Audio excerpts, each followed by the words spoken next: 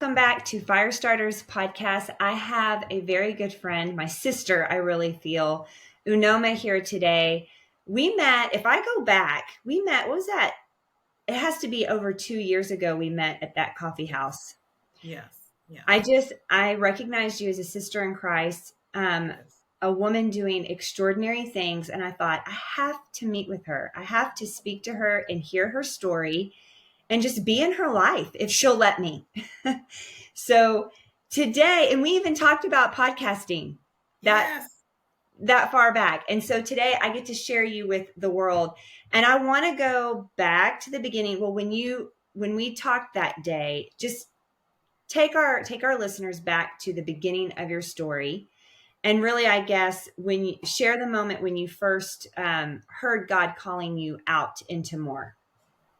Okay. Well, hello everyone, and thank you for having me, Hillary. I think of you as a sister, actually. We share the same father, so that's really important. And so, hello everyone. Welcome to the podcast. It is such an honor, such a privilege to be here to share my story and to encourage more of us, more women who want to step out in faith, to take that step to take that leap. So, my story, the question was when, ask me the question again, Hillary. When was that moment? And you probably, well, you've heard our father speaking to you your whole life, but when, as a woman in corporate Yes, America, that yes, moment when you first heard the Lord asking you to step away. yes.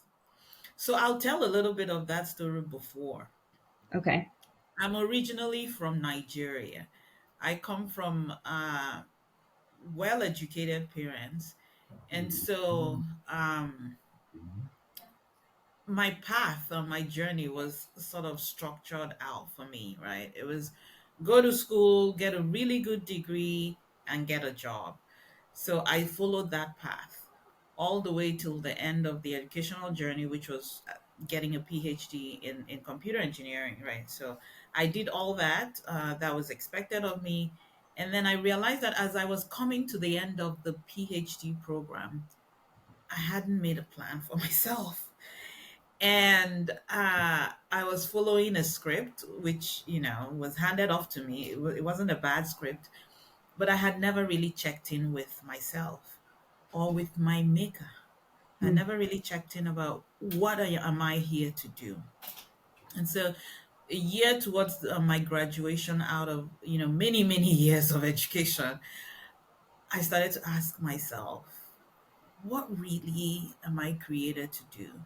And so I took several months, about 4 months actually. I was on my knees almost every day.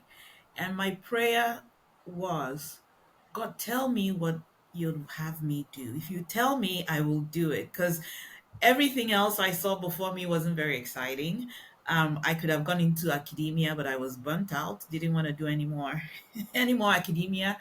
I could have gone into corporate America. That didn't, that wasn't very attractive to me, Mhm. and I wasn't really sure what to do with myself, to be quite honest. And so I spent months almost agonizing and then spending time. I finally became started becoming very quiet in the presence of God.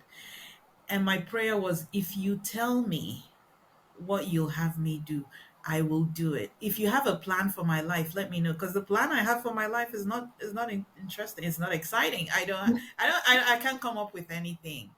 And so towards the end of my PhD, God really dropped the idea of the WOW Foundation. WOW is WAAW Foundation.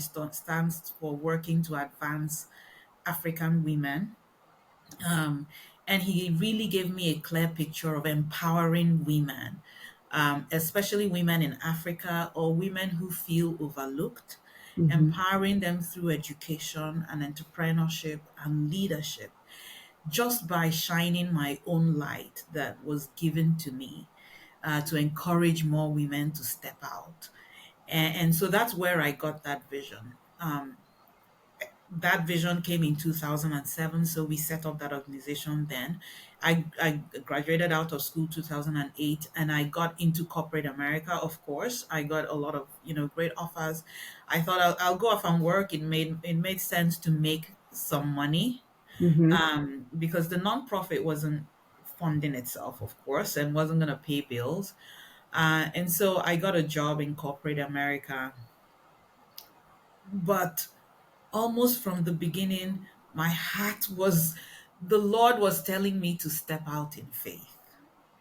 It's it's difficult to struggle with you with what God is telling you to do. Um, and so for 2 years, I worked in corporate America. But part of that also, I thought, that time I used it to build up a little bit of savings. I used it to go back and learn about how to run a nonprofit. I got myself back into a couple of courses, and they were all about how do you run a nonprofit. And I was checking in with God. At the end of 2 years, I couldn't last anymore. And so that day, I went into work and was sitting in a meeting, and the Holy Spirit kept saying, "What are you doing here? This is not where I've sent you. This is not where I've sent you." And the meeting finished. I walked up and said to my manager, "I'm going to quit." And this was August of 2010, at the height of the economic meltdown. Everybody was holding on to their jobs. It Mm-hmm. didn't make sense for me to leave my job. And but that's what the Lord was saying. Um, Fast forward, 13, 14 years now. The faithfulness of God in stepping out and following his leading has been so evident. So I'd love to share some of that as well, but um, I think that when just really hearing God, tuning in, uh, and being courageous enough to step out is not easy. It's not an easy thing. It's one of the most difficult decisions I took, really, because I had two young children, and the next day after quitting, I found out I was pregnant for my third child. So it was a walk of faith. If I had found out I was pregnant the day before, I probably would not quit. So God knows. Interesting. Interesting sequence of events. Well, and I mean, for those listening, I just say listen to clues. You said you learned how to get quiet in the presence of God. And that in of itself is hard to do. I know when I'm in a transition season and I'm seeking him earnestly, Yes. it it takes a while for me to get quiet enough to really hear him. And I spend every morning with him and talk to him throughout the day. Yes. There was another time, I know, after you stepped away from that corporate position, you traveled. Yes. Tell us about that. Tell us about what happened next. Yes. So, Hillary, let me come back to what you said about getting quiet. Hmm. I have a very active mind. Maybe it's why it took several months for me to finally get to a place where I was quiet enough to hear the Lord. I've learned that God is always speaking. If we could quieten ourselves enough to hear and take the noise out, spending time in his word. So for me, I'm growing. Is That's an area where I'm growing and learning, and learning to trust the voice of God, learning to recognize the voice of God has been just really key for me. So while foundation started, I started traveling quite a bit. God started opening so many doors. And Hillary, I have 3 or 4 different travel stories. So do you know which one you're referring to? Because Yes. Okay. So, right after you found out you were pregnant and you immediately went back to Nigeria to be with your family, yes. Oh and yes. God spoke again. Yes, yes. So I found I was pregnant. My husband was traveling quite a bit, and I hit rock bottom. I have to be very honest. I hit rock bottom, and I went into depression pretty much, Mhm. right? Because the job was gone. It felt like my foundation was gone. I still had two children. I now was pregnant for three, and I had no plan. I had no plan. And suddenly my identity was questioned, right? I Mm, was this corporate woman, and next thing, I didn't quite know how to introduce myself, right? Because I didn't quite have all those titles and all those jobs. And I started to question my identity. And something that really helps me when I'm in crisis is to go back home. And so I pulled my children out of school and got on a flight and went back home to Africa in Nigeria.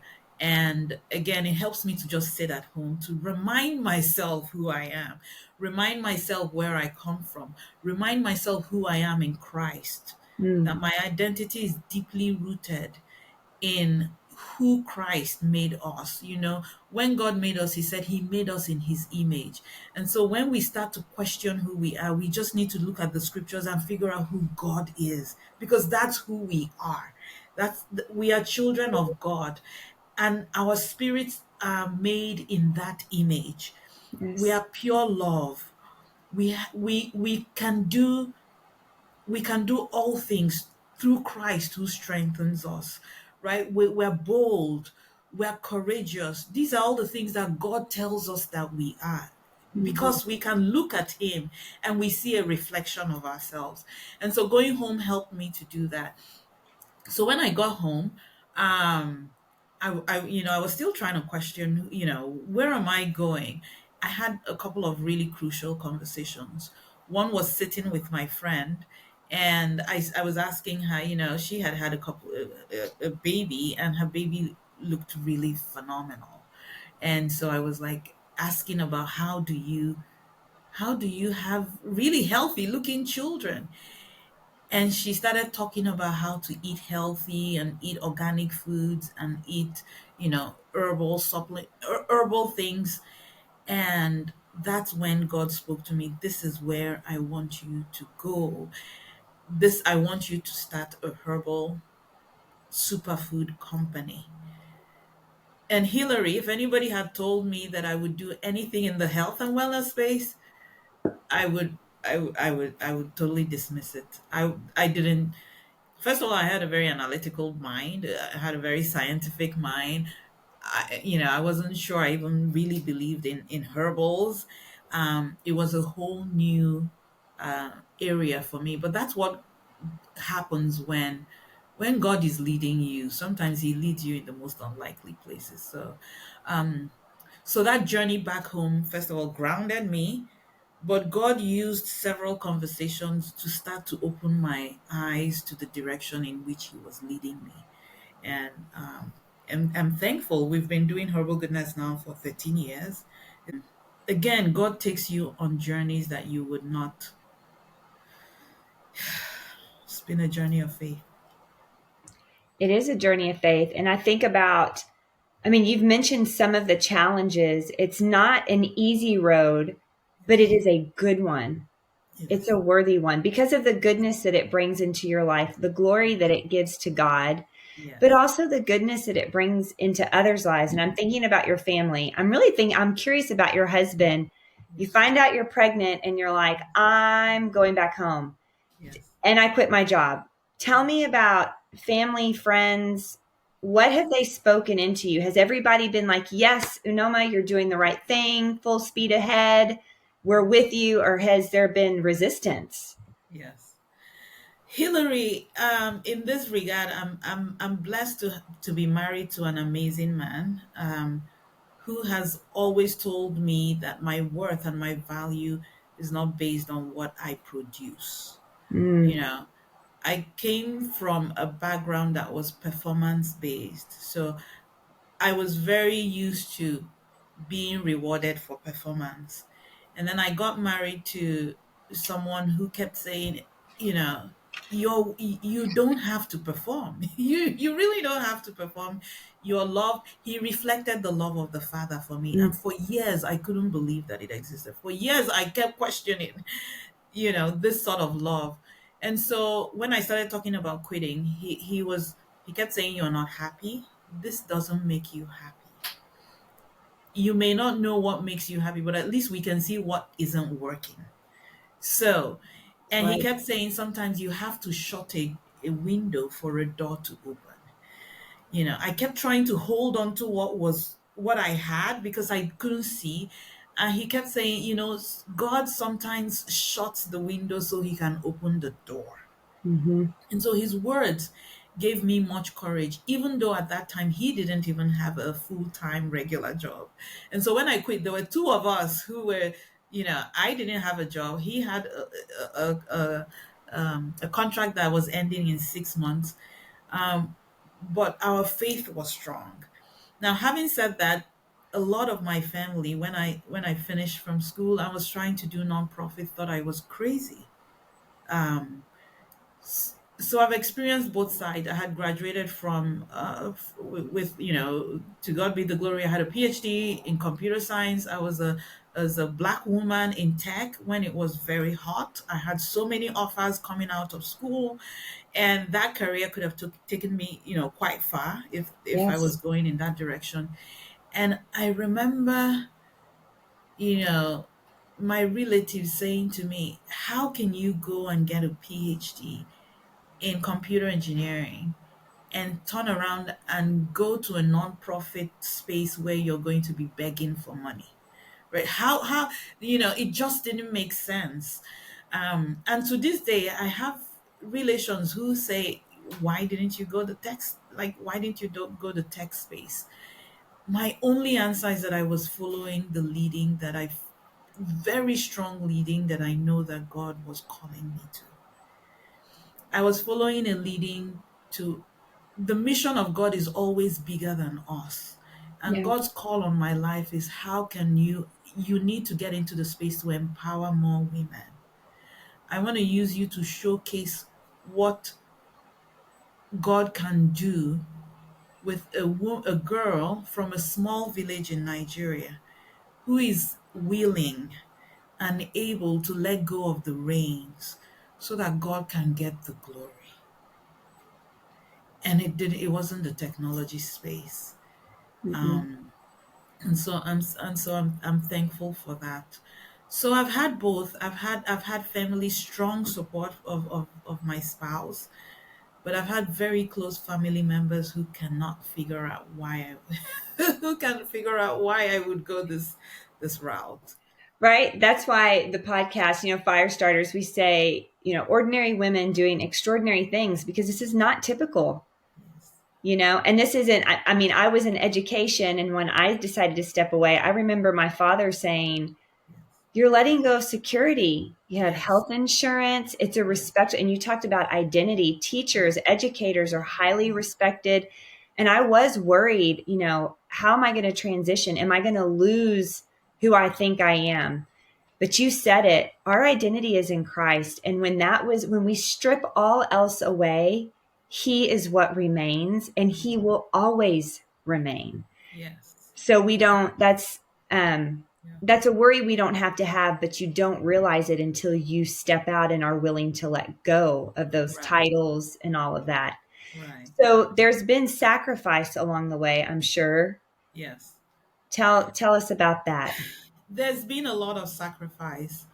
And I think that also that's the balancing part for me. Um, there certainly has been sacrifice of the security, the Hmm. financial security you get from having a regular job.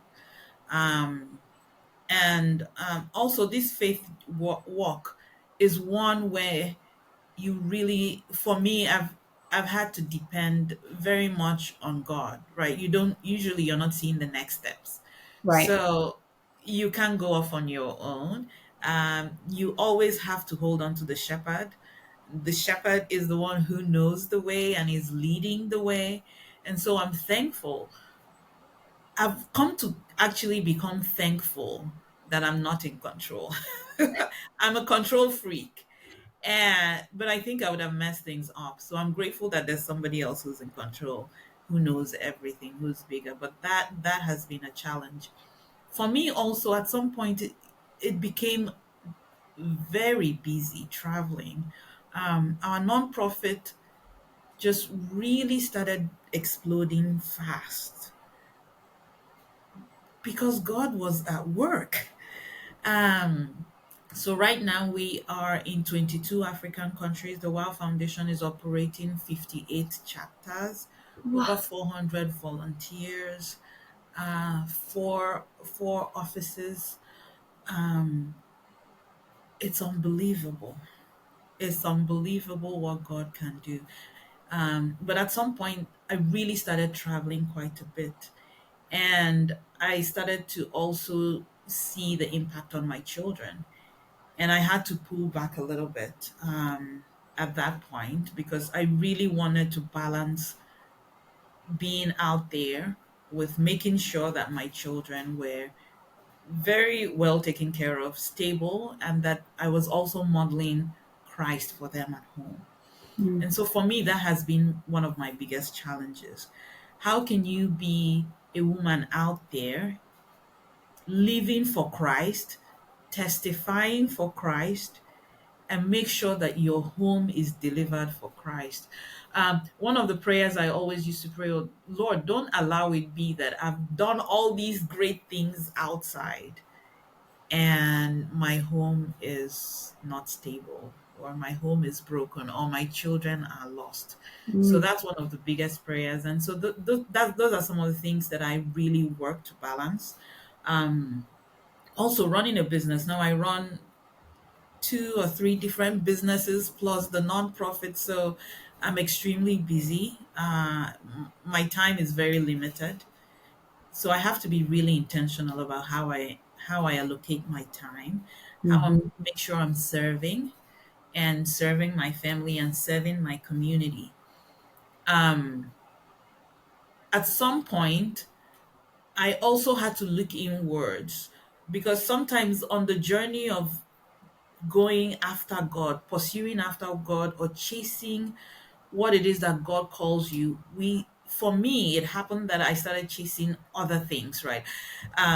At some point, God had to stop me and say, I don't think I'm in that. Like, you're going there for yourself, right? It started growing so big that I had to pull back to say, God, are you still here?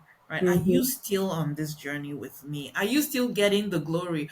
Or am I now self promoting myself? And so mhm. that conversation I have to keep having with God.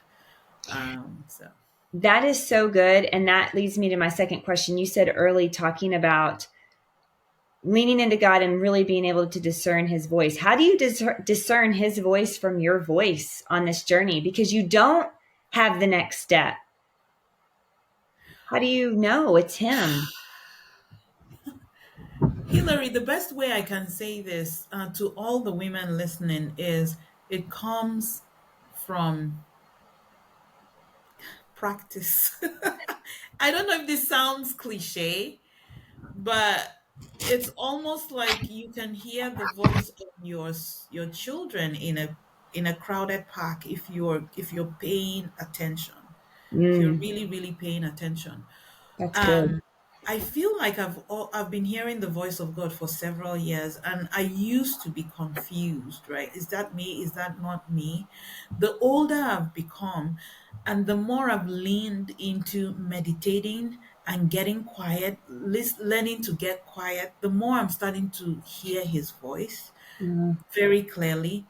For me, God speaks a lot very early in the morning, my very first, waking moments. mhm. It's almost like he's downloading, direction. And when I'm not listening, I'm not. I'm sometimes I'm not hearing it very clearly. Um. So for me, a lot of it is meditating. Um. And someone said, what language does God speak? For me, God speaks the language of light. Mhm. That's the language.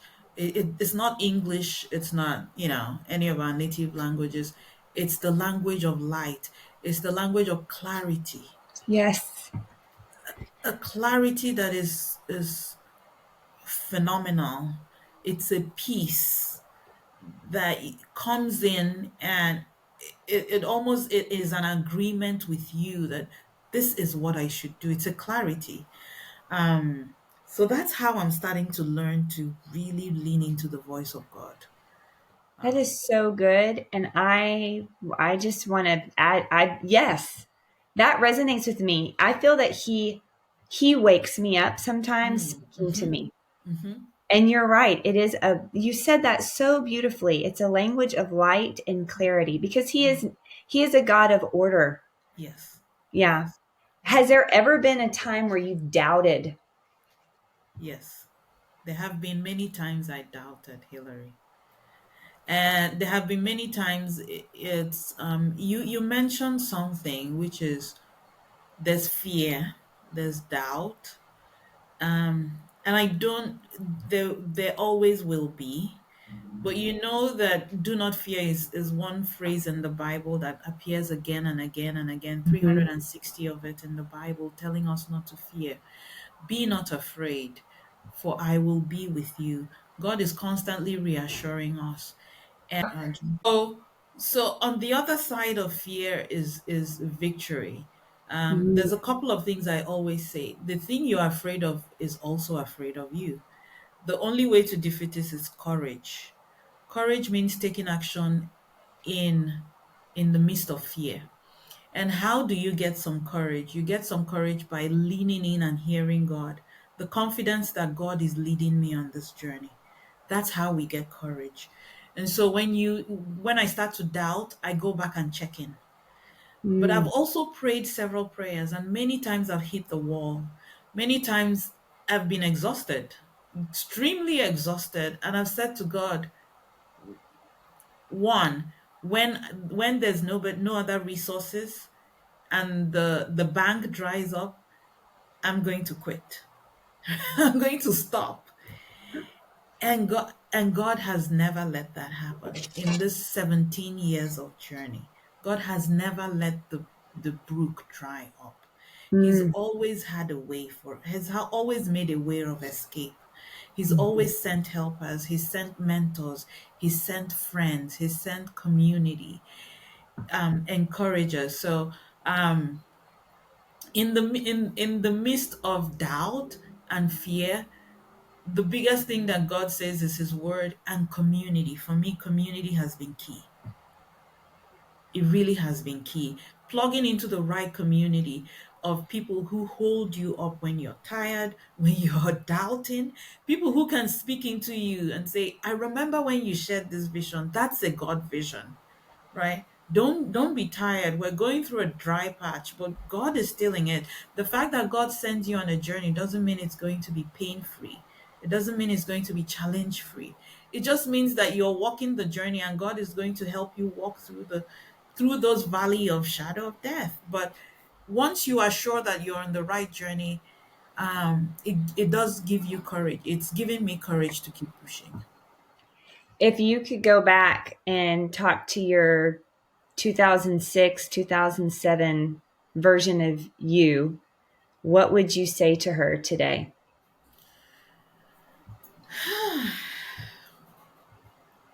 I would say to that version of me, stay in the place of gratitude. Mm, Hillary, gratitude has been a game changer for me. It's been a game changer for me. Gratitude makes what you have enough. It just, you know, I want to help more women learn and experience how to stay grateful. And I hope more women find how to hear God so that they can walk the journey that God has called each and every one of us to. Everyone has a lane, everyone has a talent. And He gave us some one, some five, some 10. And He mhm. said, go into the world and multiply your talent. Do business and return more than what he gave to us. God is in the business of multiplying whatever we give into his hands. And we all have what he has called us to do. And that calling is to bring him glory. And if we can step into that call with gratitude, knowing that He's leading us and that He is able to provide. Gratitude makes each step of our journey, it makes it enough. Gratitude makes us enough. Oh my goodness. Yeah, That is wisdom. yeah. That is wisdom right there from the Holy Spirit. Thank That you. blessed Unoma, you have blessed us today. I know that there is a woman at home with a newborn, washing bottles, who knows, who feels that call on her heart and she wants to step out so badly and she just needs the courage. And you have spoken that into her today. Thank you. Thank you, Hillary. Thank you. Hillary, thank you so much for the work you're doing. The amazing for being bold to put your story out there, to share your testimony, and for this podcast telling the stories of ordinary women. I always say, you know, mine is a very unlikely story. My story is a very unlikely story. And God is faithful. If he can do if he can do amazing things with a life that is laid before him, he can walk with each and every one of us. I like to end with my quote. My favorite quote is: lighting the candle of another does not diminish our own light, it only makes the room brighter. Oh, That's my favorite quote. So I hope that my story has, inspired others. That is, make the room brighter. And it's just an honor and a privilege to be here to share my well, story. I know people are going to want to be able to find you. So, where can they go to find your organization, your business, you? Where can they connect with you? So I'm on LinkedIn. I'm on all the major social media. Unoma Okorafor. Uh, our nonprofit. You can find out more about us on our website. It's www.wowfoundation.org. WAAWfoundation.org, and that's that at the background there. Our company is Herbal Goodness. You can visit us on our website, herbalgoodnessco.com. I'll be happy to hear from your audience, and thank you for having me, Hillary. I'm very excited. Thank you so much. It is always a blessing just to be in your presence, friend. Thank you. Thank you.